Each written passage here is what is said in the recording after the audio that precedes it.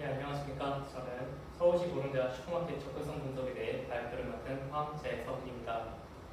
발표는 다음과 같은 순서로 진행하도록 하겠습니다. 먼저 서론입니다. 현재 국내에서 고령화 현상이 고속도로 진행됨에 따라 고령자 복지 및 삶의 질에 대한 관심이 대두되고 있습니다. 이때 소멸 접근성은 고령자 삶의 만족도와 관련이 높으나 이에 관련된 연구는 아직 미비한 실정입니다.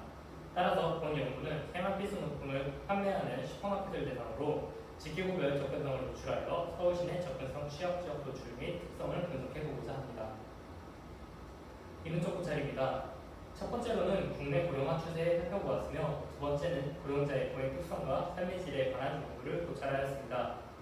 고령 인구의 경우 베이비 부모가 고령 인구로 편입됨에 따라 고속도로 증가하고 있었으며, 고령자가 비고령자에 비해 고행 능력 측면에서 국지적 한계가 존재하여 이것이 삶의 질에 간접적으로 연관되어 있음을 확인하였습니다. 마지막으로는 현재 고령자 접근성과 관련하여 국내에서 진행된 연구들을 살펴보았습니다.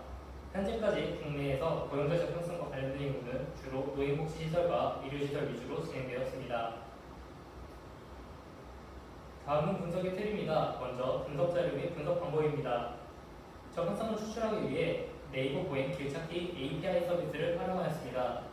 출발 지적표는 QGIS를 활용하여 직계구 중심적으로 추출하였으며, 도착 시작표는 2016년 서울시 사업체 조사에서 추출하였습니다. 위 API 서비스는 출발지 및 도착 지적표 값에 입력하면 두 지점 사이의 보행거리 및 보행시간 등에 대한 데이터를 제공합니다. 이후 고령자 보행 속도를 대입하여 보행시간을 추출하였습니다.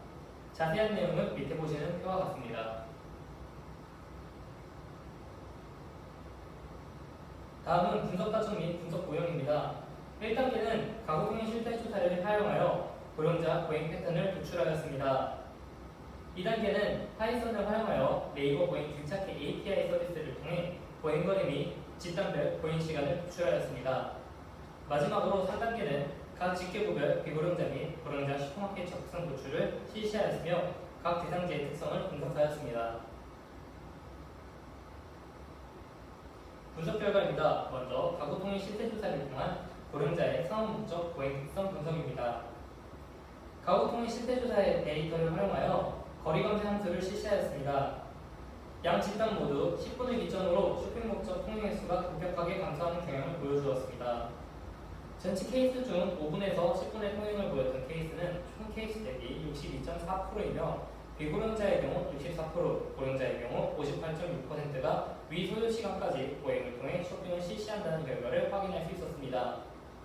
이는 비고령자보다 고령자가 보행을 통한 쇼핑을 더 선호함을 의미합니다. 25분을 기점으로 비고령자와 고령자의 보행 시간이 비율이 수렴하는 것으로 보아 쇼핑을 위해 보행을 실시함에 있어 양 집단 모두 25분이 한계점임을 알 수 있습니다. 즉, 위 시간을 넘기게 되면 두 집단 모두 보행이 아닌 타수단을 선호한다고 볼 수 있습니다. 이를 종합하면 접근성의 감소는 비고령자보다 보행을 선호하는 고령자에게 있어 더욱 큰 삶의 질 감소로 다가올 수 있습니다. 다음은 서울시 내 직계구별 슈퍼마켓 접근성 분석입니다. 네이버 보행 길찾기 API 서비스를 통해 확인한 서울시 슈퍼마켓 접근성 수준은 그림 2와 같습니다. 그림 2는 보행 시간에 기초한 직계구의 접근성을 나타내며 15분을 기점으로 비고령자 및 고령자의 접근성을 구분하였습니다. 직계구가 산이나 강릉 위주로 형성되어 정확한 접근성 측정이 어려운 지역은 뒤로 해당 연구 범위에서 제외하였으며, 자세한 내용은 표 3과 같습니다. 서울의 동별 A 접근성 수준의 평균 보행거리는 344.9m이며 B 지역의 보행거리는 869.1m, C 지역의 평균 보행거리는 1261.7m로 나타났습니다. 직계구별 슈퍼마켓 보행거리 수준은 상위 10%가 69.14m, 하위 10%가 915.57m로 약 9배까지 차이가 있습니다. 이 같은 결과는 직계구의 환경에 따라 접근성 수준이 상이하게 나타날 수 있음을 의미하며, 직선거리로 접근성을 평가하기에는 어려움이 있음을 시사합니다.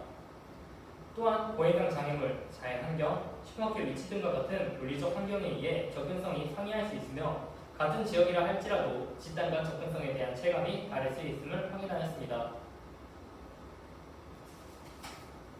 각 직계구별 접근성 부분입니다. 먼저 접근성 불평등 지역은 비고령자는 양호하나 고령자 접근성은 취약한 지역을 의미합니다. 대상지 전체 면적 중 4.8%를 차지하고 있으며 평균 노인의 수는 20.2명입니다.